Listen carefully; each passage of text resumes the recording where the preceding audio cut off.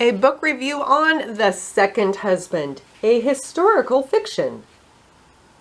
The book visits 19th century characters who pulled 20th century dentistry and mind study into their near future after beating the odds and fighting for freedom during the American Civil War. Bygone figures, Daniel and Mary Patterson supported President Abraham Lincoln's Emancipation Proclamation. They wanted freedom for slaves and freedom from the unjust, negative thinking that makes life miserable. The Second Husband recounts how nothing about gaining these freedoms was easy, but it was doable.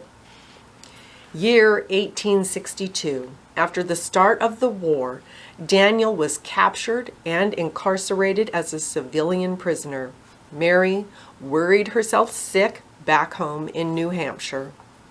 8 months later, after surviving bad food, illness, and horrible living conditions, Daniel escaped prison in North Carolina. Without cell phones or text messaging, as if mentally and spiritually connected, Mary, at the same time, got out of her sick bed and moved to escape her emotional and physical infirmities. Simultaneously, while Daniel walked north at night to dodge recapture, Mary traveled to the state of Maine for treatment from mind cure physician Venus Quimby. Mary felt healing.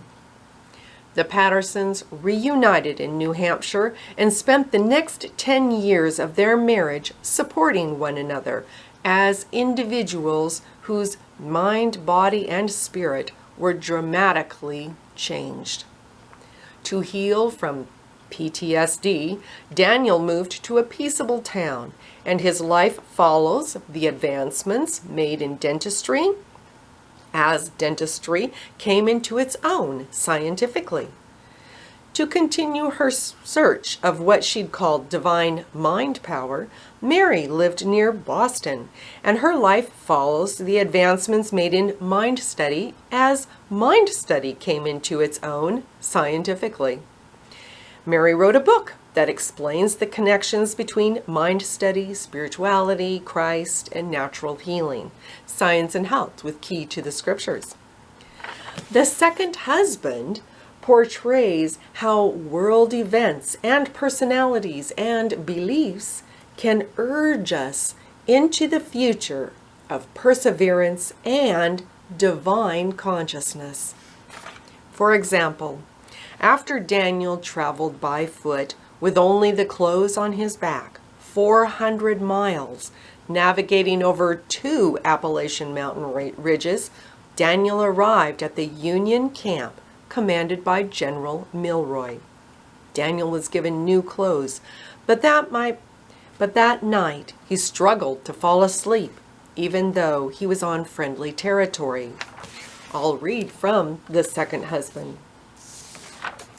Still awake, loneliness pushed from inside his lungs. Daniel, nearly in tears, tossed and turned to stick his head outside the tent door. He watched the sky of twinkling stars as he did the last 2 months. A delicate peace settled as dew on his mind, and Daniel thought, I did it. I escaped prison and made it to the Union lines, alone but not alone. He fell asleep. The Second Husband, a historical fiction by Cheryl Petersen, available in print, digital ebook, and audio.